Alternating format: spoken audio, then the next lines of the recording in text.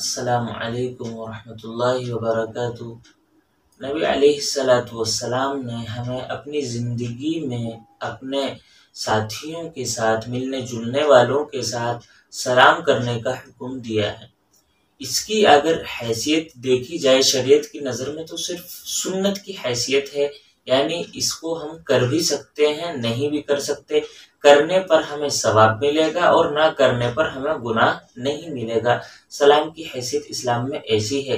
लेकिन नबी अलैहिस्सलाम ने अपनी ज़िंदगी में बहुत सी अहादीस मुबारका में इरशाद फरमाया है कि भाई सलाम को आम करो, सलाम को अपने अंदर फैलाओ, इसकी आदतें डालो आपस में सलाम दुआ करने की। क्योंकि अगर देखा जाए तो सलाम सिर्फ बात को इब्तिदा करने वाले अल्फाज नहीं है, बल्कि सलाम एक बाकायदा एक दुआ है। जिस तरह और दीगर मज़ाहिब में सलाम होते हैं, जिस तरह good morning, good afternoon, good night, ये लोगों के सलाम होते हैं दीगर मज़ाहिब में। लेकिन अगर आप इस्लाम के सलाम पर गौर करेंगे तो इस्लाम का सलाम सिर्फ सलाम नहीं बल्कि सामने वाले को एक दुआ देनी होती है। आप सलाम के अल्फाज पर गौर करें, उसके मानी पर गौर करें। सलाम के अल्फाज हैं अस्सलामु अलैकुम वरहमतुल्लाहि वबरकातुहू, और इसके मानी है कि अल्लाह ताला तुम पर सलामती नाजिल फरमाए, तुम पर रहमतें और बरकतें नाजिल फरमाए।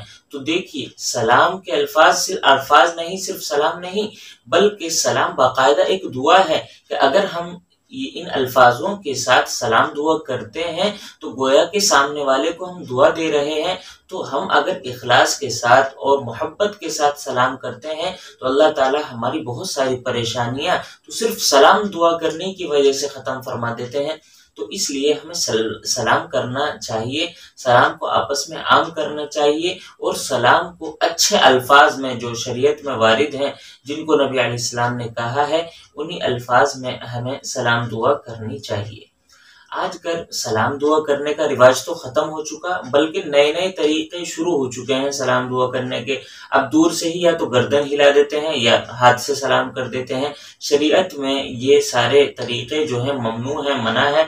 इन तरीक़ों से हमें बचना है, चूँकि नबी अलैहिस्सलाम ने इरशाद फरमाया है कि भाई इशारों से सलाम करना ये यहूद व नसारा का अमल है।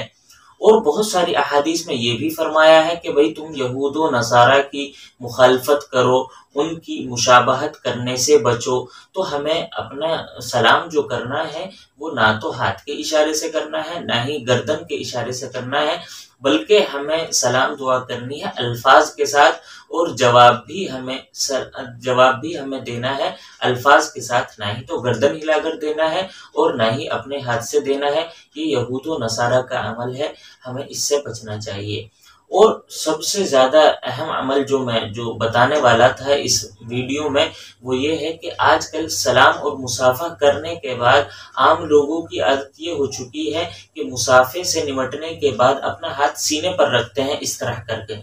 तो ये अमल शरीयत में ममनू है, क्योंकि ये अमल ना ही तो सहाबाए किराम से साबित है और ना ही नबी अलैहिस्सलाम की किसी भी हदीस से साबित है, और ना ही मुज्तहिदीन ताबिईन किसी भी बड़े लोगों की अमल से ये अमल साबित नहीं है। तो हमें सलाम मुसाफा करने के बाद अपने सीने पर हाथ नहीं रखना चाहिए।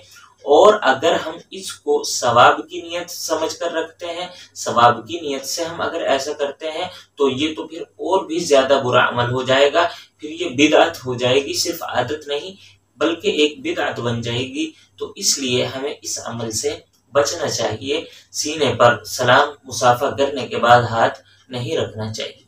अस्सलामु अलैकुम वरहमतुल्लाहि वबरकातुहू।